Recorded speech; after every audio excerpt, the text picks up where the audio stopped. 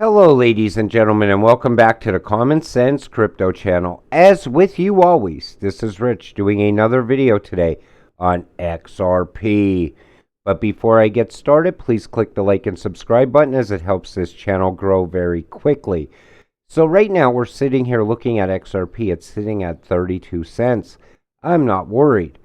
And today's video is going to be very good. So we're going to jump right into it. Russia to replace the SWIFT system with its own blockchain platform. Sounds terrible, right? If you're holding XRP or XLM, this is worrisome to you. I've seen all the tweets all over Twitter. I mean, this looks terrible.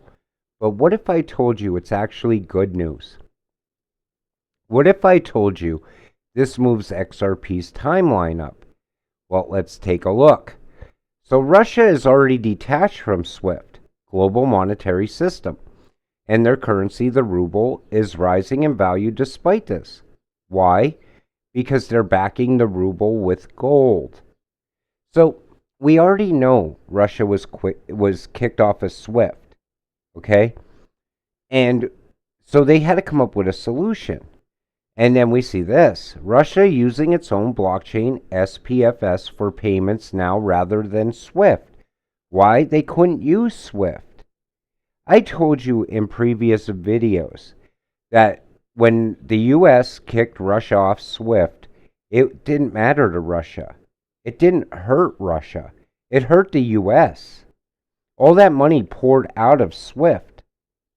Okay? So now they had to come up with a different payment system. This is the current narrative in play. US will not like this at all and then implement a new system, which everyone in the XRP space is aware of, a level playing field. People right now across the world, in other countries, probably think to themselves, okay, so the US at any given time can kick us off SWIFT. All right? It's economic warfare. And I knew the day that they did that to Russia, I knew that was the day the timeline was going to change. Okay? Because now Russia is advancing. Their innovation is moving forward much quicker than expected. Okay? And the U.S. cannot let them get ahead of us when it comes to financial systems, okay? So think about it like this. We kicked them off. Now they rush out. They get their own financial system up and running. They're no longer using SWIFT. Other countries see that. Other countries that are enemies of the United States see that. They see they can also jump off of SWIFT and go a different way. So what does the U.S. have to do? We have to now ramp up our innovation and get the new system up and running so we can compete with the rest of the world that is going digital. Okay? So if Russia creates the digital ruble, all right, we know China has their own digital currency. We know the digital euro is coming out on June 30th. This June, okay? Now, Australia is working on their own. So think about it like this. If we don't catch up with all the rest of these countries, and we're still using paper money, we're going to be left behind. So now we got to ramp up our innovation, get regulations in place. Maybe XRP gets regulatory clarity much sooner than later. Remember I said before, people always say you won't see no changes with XRP until 2024, 2025. This could move this all the way back to next year because we need to keep up. We need to we have to literally speed everything up now. The whole system. ISO 222 helps with that. And I think we have to be ready by then. So the value went down, adoption went up. Stupid money out, smart money stays. FOMO moments are the straight result of manipulating aggressive market movers. Will forever push that move. US, China, Russia. Aggressive groups. Kind reminder, financial invented finance invented by government. Now you see that, right? So you know China now has a new finance system. Russia most likely is tied to China's financial system. They get a couple other countries on board that come off of SWIFT. Where does that leave the US? That's what I'm saying. That's what I'm trying to explain, is that we cannot be left behind when it comes to this. The XRP ledger is decentralized. See, that's very important too. You can't have a centralized system running the show for the whole world. In other words, you can't have one country controlling it all. Just a thought. If Iran, Venezuela, Russia, and China are truly looking for a decentralized currency to trade away from U.S. sanctions, would they really consider XRP, a decentralized currency managed by Ripple, an American company restricted strictly by American law? See, once those regulations come through, okay, and XRP has regulatory clarity, that's just for the US. But because they're already a decentralized currency, it can be used by anyone. And it would still allow them to trade away from US sanctions. Because the US does not own XRP. They don't own Ripple. I mean, just because it's, built here doesn't mean that they're going to own all of it. It's an American company. But American companies have been doing business worldwide for years. I mean, if you think about it, even Disney is worldwide. McDonald's, worldwide. They started here, but then they became worldwide companies, as well as other companies. I could probably name at least 10 more. So what does it matter if Ripple was a U.S. company to start? Because it's going to move the money throughout the whole entire world. And people don't understand that. They think just because it's an American company, no one's going to want to do business with them. But we already see it taking place. We see all these new partnerships and deals being made with big banks all over the world. So why not use the system? Remember, Federal Reserve Powell said that rapid changes in the global monetary system may affect the future international role of the US dollar. Crypto will be the reserve currency and backed by gold.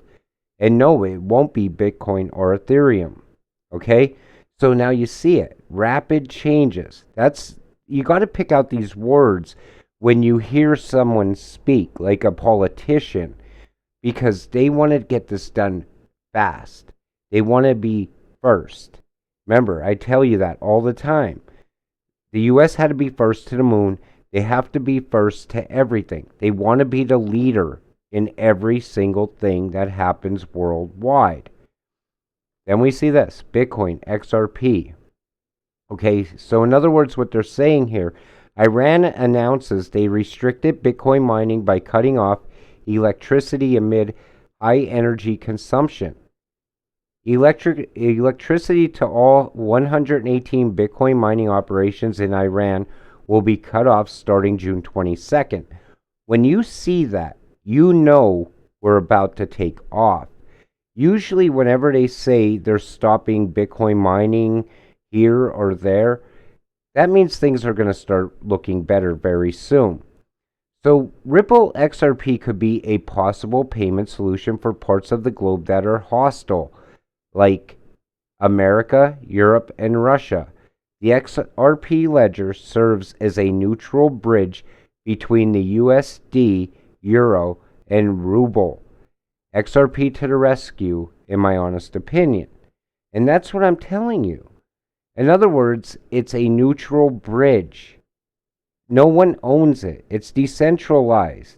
People will argue with you and say XRP and Ripple are centralized. They're owned by the U.S. government. If that was the case, that they were owned by the government, all right, by now they would have already have either bought back whatever XRP you hold, put a monetary value on it, or they would have said, well, It's a government currency and it has a value of $1. And once you use all your XRP up, then they would put a different price on it because that's how the US works. So we know it's not owned by the US.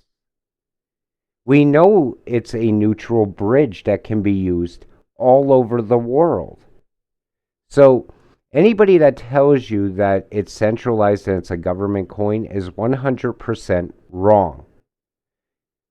Then we see this. Can XRP really become the world bridge currency? Will government really allow the minting of new millionaires and billionaires by a windfall in XRP price accumulation? Was the lawsuit not a means to delay until the U.S. releases their own CBDC, possibly built on the XRP ledger? I told you, the government has to have this done. It has to happen now. We're going to become millionaires or billionaires off of this, okay? Depending on how much you hold. And it doesn't matter what the government says. The government does not control XRP. They're going to give it regulatory clarity so they can use it. But the rest of the world is also going to be using it. So when people tell you that the government's going to do a buyback on it or anything like that, they're wrong. Because other countries have to use it also, not just the United States. We're moving into a new era, in my opinion, when it comes to world finance. In other words, we're not going to be in a world where the US dollar, controls the whole world. We're going to be in a world where everyone has their own digital currency, and it's going to move back and forth using XRP with cross-border payment systems. And USDC is going to be the US dollar. XRP is just going to be the mover. In other words, you know how you put the dollar in and on the other end it comes out as, say, the ruble? XRP will be the middleman. That's how I look at it. So why not? It's a neutral bridge asset and central banks don't trust each other. XRP was made for this. And then we see this. The train has left the station. I believe the train has not left the station in the United States. I think the train left the station a long time ago in other parts of the world. And I think what she was saying here, what Rosie Rios was saying, is the train has left the station. Come on, America, you need to get on board. We need to move forward. We need to be innovative. We need to be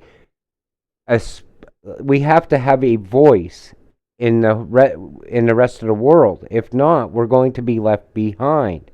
And that could be what she was saying here, and a lot of people are just misrepresenting it. As in other words, you need to get in now because the train has already left. So with that said, I'm going to wrap up today's video. I want to thank you all for watching. I am very, very optimistic that this whole timeline now moves up probably by a year. We'll have to wait and see what happens. Till then, we'll see you in the next video. Thank you for watching and have a great night.